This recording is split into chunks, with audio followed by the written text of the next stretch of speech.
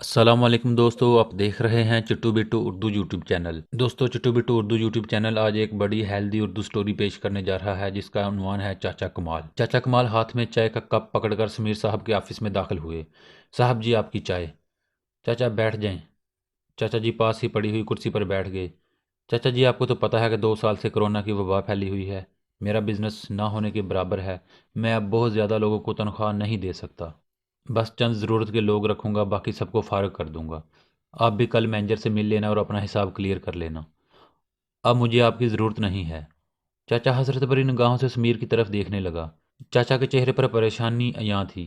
وہ نہ جانے کس خوف میں مبتلا تھے۔ سمیر نے چاچا کو آواز دی، لیکن چاچا جیسے سن ہی نہیں رہے تھے۔ سمیر نے زور سے آواز دی۔ چاچا جیسے کسی درد بھرے خواب سے بیدار ہوئے تھے۔ سفید داڑھی، بڑھاپا، کمزور کانپتے ہاتھ، سفید داڑھی، بڑھاپا اور کمزور کانپتے ہوئے ہاتھ۔ چائے کا کپ اٹھایا، کانپتی آواز میں بولے، اچھا صاحب جی، اللہ آپ کی مشکلات آسان فرمائے، ہمارا اللہ مالک ہے۔ سمیر کے آفس میں چاچا کمال صفائی کرتا اور چائے بنا دیتا تھا، لیکن اب نوکری سے نکال دیا گیا تھا۔ سمیر خود بہت پریشان تھا کہ کرونا کی وجہ سے کاروبار بالکل ختم سا ہو چکا تھا۔ اپنی جگہ وہ بھی سچا تھا، کر بھی کیا سکتا تھا، پہلے کنٹریکٹر بھی پیسے نہیں دے رہے تھے۔ سمیر گھر آیا، بیوی کو آواز دی، حجاب میرے لیے ایک کپ کافی بنا دو۔ حجاب پاس آئی اور بولی، آپ پریشان سے لگ رہے ہیں۔ سمیر نے لمبی سانس لی۔ کیا بتاؤں، بینک سے قرضہ لے کر کنٹریکٹ سائن کیے تھے، اب بینک کی 2 اقساط باقی ہیں، کل وہ بھی لینے آ جائیں گے۔ کوئی بھی کنٹریکٹر پیسے نہیں دے رہا، نیا کوئی کنٹریکٹ مل بھی نہیں رہا۔ حجاب نے کندھے پر ہاتھ رکھا، آپ پریشان نہ ہوں، سب کچھ ٹھیک ہو جائے گا، میں آپ کے لیے کافی بنا کر لاتی ہوں۔ چچا کمال گھر آئے، آگے مالک مکان کھڑا تھا۔ چچا کو دیکھ کر بولا، او بابا جی، پچھلے 4 ماہ کا کرایہ باقی ہے، وہ دینا ہے یا نکالوں گھر سے؟ چچا کمال ہلکا سا مسکرائے اور کہنے لگے، آؤ بشیر صاحب آؤ، چائے پی لو، آ جاؤ گھر کے اندر۔ بشیر سخت لہجے میں بولا، اب چائے رہنے دو، مجھے میرا کرایہ دے دو۔ چچا کمال آہستہ سے بولے، کل شام کو دے دوں گا۔ گھر گئے، بوڑھی بیوی کھانس رہی تھی۔ چچا کمال کے 3 بچے تھے، سب سے بڑی بیٹی جو 20 سال کی تھی، چھوٹا بیٹا 17 سال کا تھا جو ابھی اسکول پڑھ رہا تھا، اور سب سے چھوٹی بیٹی 12 سال کی تھی۔ بیٹی کو آواز دی، آرزو بیٹی، پانی کا ایک گلاس لا دو۔ آرزو پانی لے کر آئی، پانی کا گھونٹ بھرا، کسی سوچ میں گم ہو گئے۔ بیٹا پاس آیا، بولا، ابا پرسوں پہلا روزہ ہے، رمضان کا سامان لانے کب جانا ہے؟ اور ہاں، آپ نے کہا تھا اس رمضان اپنی فریج لے لیں گے، وہ کب لانی ہے؟ ابا مسکرائے، لے آئیں گے بیٹا، لے آئیں گے، اللہ دے گا۔ مغرب کی اذان ہونے لگی، سب وضو کرنے لگے، نماز ادا کی۔ دوسرے دن بیوی بولی، اے جی سنتے ہو، آپ نے آج کام پر نہیں جانا؟ ٹائم دیکھیے، 9 بج گئے ہیں۔ چچا کمال بیوی کی بوڑھی آنکھوں میں دیکھ کر بولے، ابھی ہمارا امتحان باقی ہے، ابھی شاید ہمارا سفر آزمائش باقی ہے، صاحب نے مجھے نوکری سے نکال دیا، کہتے ہیں ضرورت نہیں ہے اب میری۔ بوڑھی بیوی کا سر چکرا سا گیا۔ بیوی پاس بیٹھ گئی اور بولی، کل پہلا روزہ ہے، بچے رمضان کا سامان لانے کی بات کر رہے تھے، اب ہمارے لیے ایک اور امتحان، کب ہمارے خوشحال دن آئیں گے؟ چچا کمال اداسی میں بولے، اللہ وارثہ پریشان نہ ہو۔ دوسری طرف بازاروں میں لوگوں کا ہجوم تھا، لوگ سحری اور افطاری کا سامان خرید رہے تھے، سیب، کیلا، تربوز، روح افزا وغیرہ لوگ لیے جا رہے تھے۔ چچا کمال کا بیٹا اپنے دوست کے ساتھ بازار گیا، اس کے دوست نے بھی سامان لینا تھا۔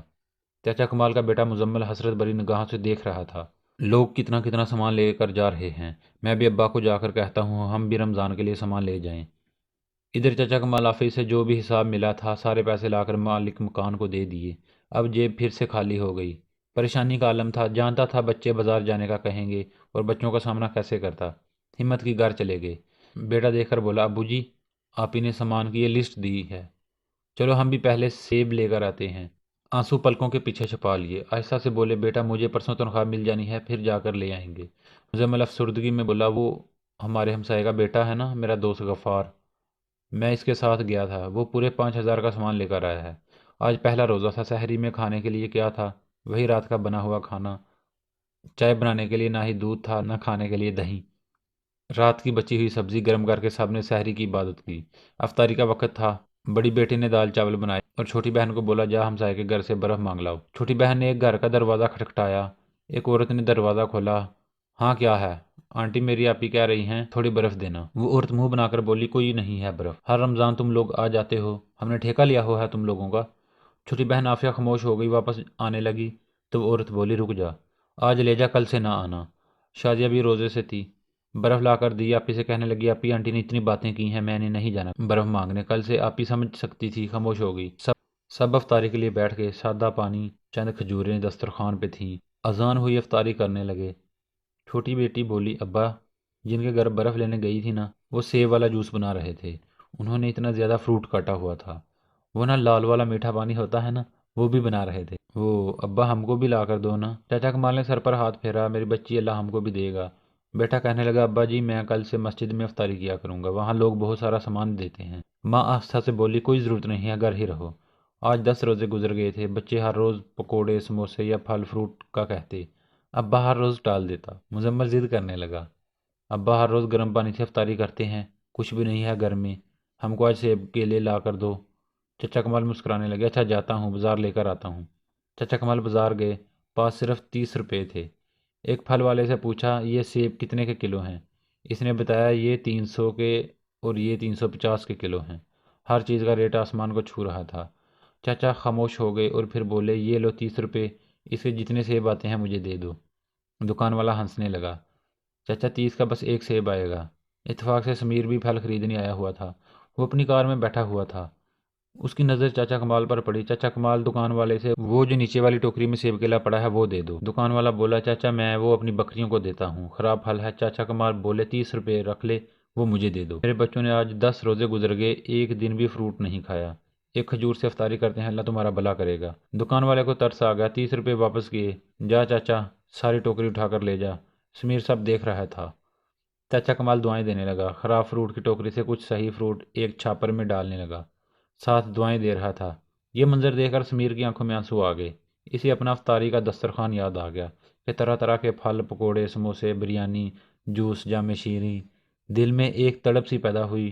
چاچا کمال پیدل تیز قدموں سے چلتا ہوا جا رہا تھا۔ افطاری کا وقت قریب تھا۔ سمیر بھی کار لیے پیچھے پیچھے جانے لگا۔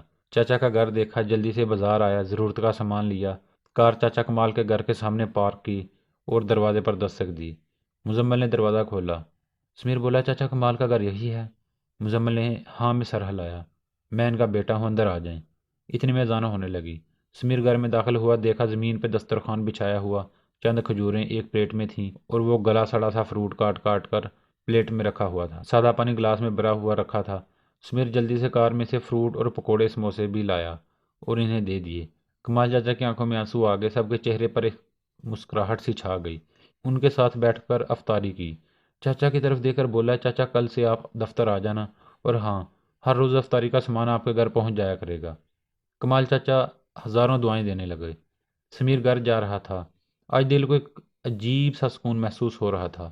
گھر گیا، حجاب سے کہنے لگا کہ کل سے صرف افطاری کا سامان ضرورت کا کاٹنا۔ افطاری ایک کھجور سے بھی کی جا سکتی ہے، لیکن بہت سے لوگ ایسے ہیں جن کو ایک کھجور بھی میسر نہیں۔ افطاری کا کچھ سامان چاچا کمال کے گھر بھیج دیا کرنا۔ اتنے میں فون کی گھنٹی بجی۔ دوسری طرف سے دوسری کمپنی کا مینیجر بات کر رہا تھا، سر آپ کے اکاؤنٹ میں 20 لاکھ روپے ٹرانسفر کر دیے گئے ہیں، مزید باقی کے پیسے آپ کو عید تک مل جائیں گے۔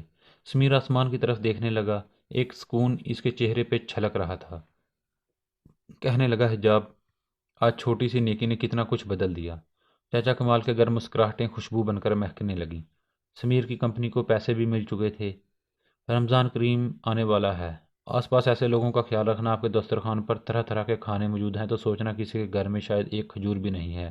رمضان عبادت کا مہینہ ہے، کوشش کرنا آپ کی چھوٹی سی نیکی کسی کے چہرے پہ مسکراہٹ بکھیر دے۔ مستحق لوگوں تک یہ خوشیاں پہنچانا، شاید اللہ پاک کو آپ کی یہ نیکی پسند آ جائے اور وہ رحمتوں کی برسات کر دے۔ یہ تحریر پڑھ کر اگر کسی کے گھر تک بھی مدد پہنچ جائے تو مقصد پورا ہو جائے گا۔ جزاک اللہ خیر۔ دوستو، اگر آپ کو یہ ویڈیو اچھی لگی ہے تو پلیز چینل کو سبسکرائب کر دیں اور بیل آئیکن کو بھی پریس کر دیجیے۔